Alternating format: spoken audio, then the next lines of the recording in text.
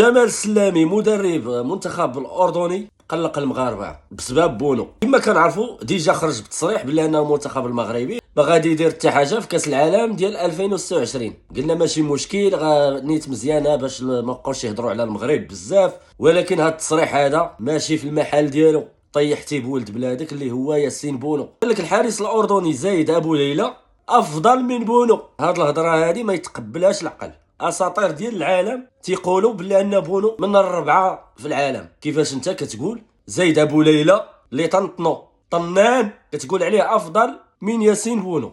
ولد بلادك. واش زعما حيت عاطينك الجنسيه الاردنيه، ولا حيت خايف لا ما يديوكش لكاس العالم؟ اصلا هذا الحارس الاردني حتى واحد ما حامله. كيفاش غادي يواجه المهاجمين؟ والطنان اصلا طنطنوها من البعيد، وقبل ما تدرب الاردن راه فرحك ياسين بونو في المونديال. هاد زايد ابو ليلى ما غايدير حتى شويه من داكشي اللي دار ياسين بونو في المسيره ديالو. كيفاش انت كتدافع على واحد الحارس اللي اصلا الجمهور الاردني ما حاملاش، ما تيقاش فيه، وتيبقى ياسين بونو من بين الافضل في العالم؟ سالينا.